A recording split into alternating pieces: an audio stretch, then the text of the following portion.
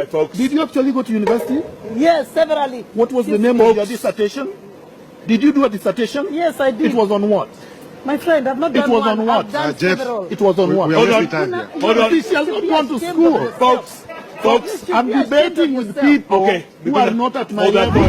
If it wasn't for Raila giving you a job, you would never have been known. The name Miguna Miguna would not even exist. So for me, I want to know, if you have no loyalty for something that was said in private, all right, where you actually were an employee of this person, how can you actually betray somebody? And if you have no loyalty for somebody who basically gave you status, all right, which you never would have had without him, I want to know, how can you actually be trusted by Nairobi residents? Answer the question. As a student leader, and I was in the headline in 1987 when Raila was in detention.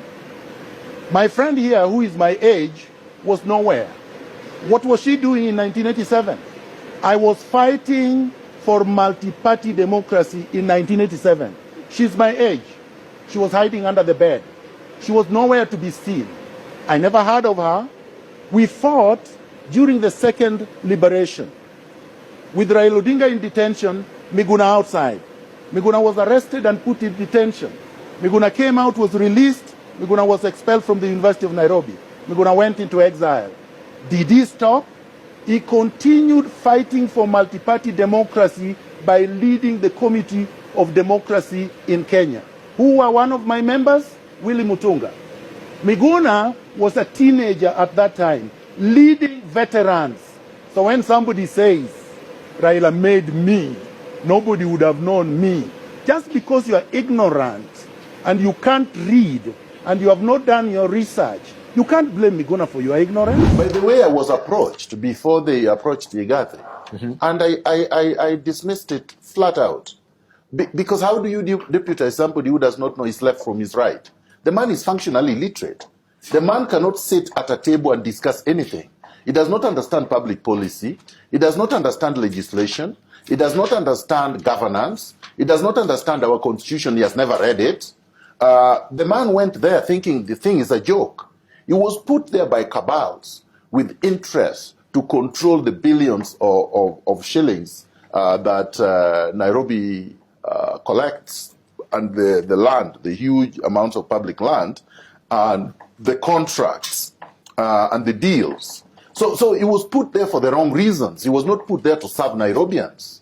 And I am happy that Nairobians are seeing exactly what I said, that you cannot just pick people as if it was a game. This is a very serious business, the business of governance. Because you asked for it on live TV. I need it. Yes, you need it, exactly. and you will get it. Continue defaming me. You will get it, Esther Passaris. Esther Passaris on the 27th of December. How do you know all these dates? 2007, because I was there with her, at the Pentagon House, in the impending days when Raila's victory was almost certain. You announced to the gathering that after Raila is inaugurated, you will take 30 days sex holiday in Seychelles.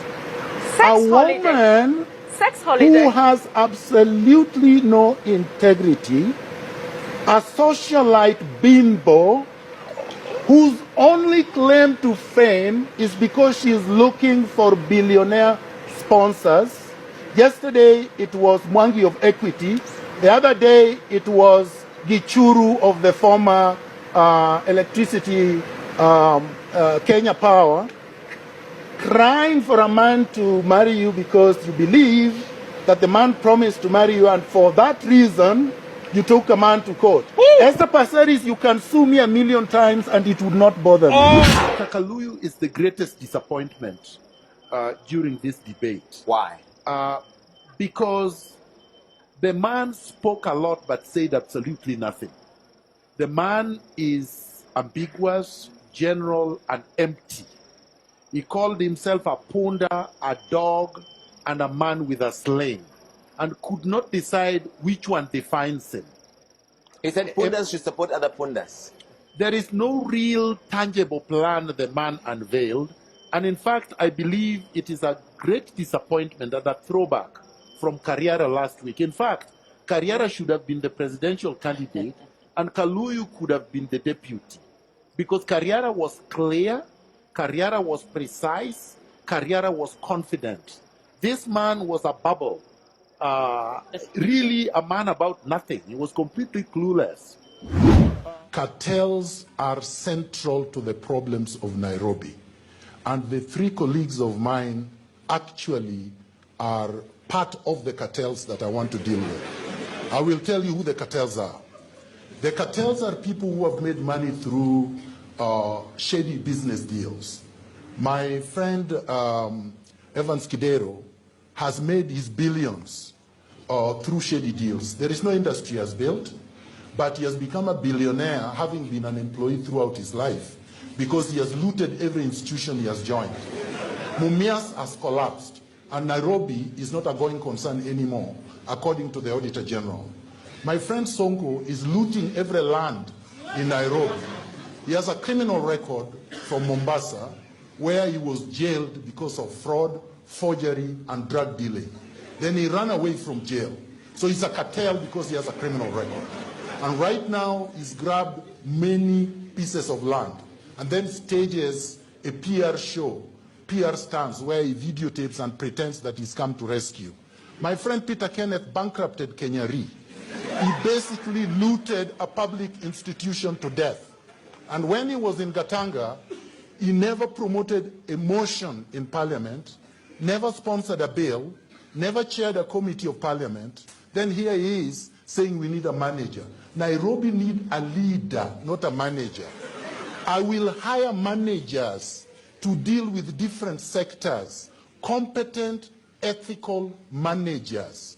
And these three represent the worst of our country, where you make money in shady deals, and because of those money, that money that you've made, and because you can give handouts, you are considered a manager. Norman Maguire took 30 million shillings from Jubilee to drop the petition against the Nairobi governor who was not elected. That's a fact. Raila Odinga told me that.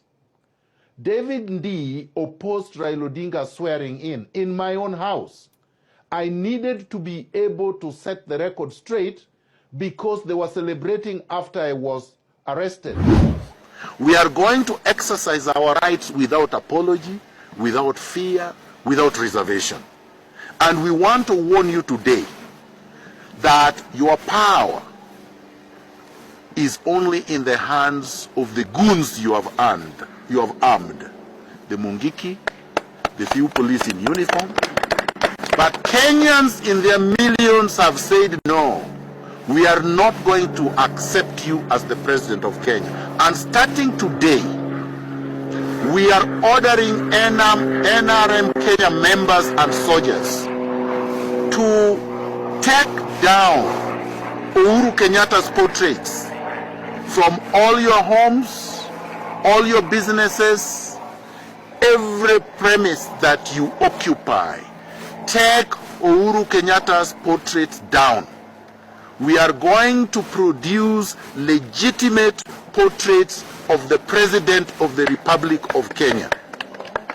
And we are going to distribute them ourselves. Some of the most important things that you do when you're debating is that you have to have cognizance of history, you should have rudiments of logic, and you should be aware of science. Yes. My friends here have demonstrated that they don't understand logic, they clearly don't understand history, and they don't respect science.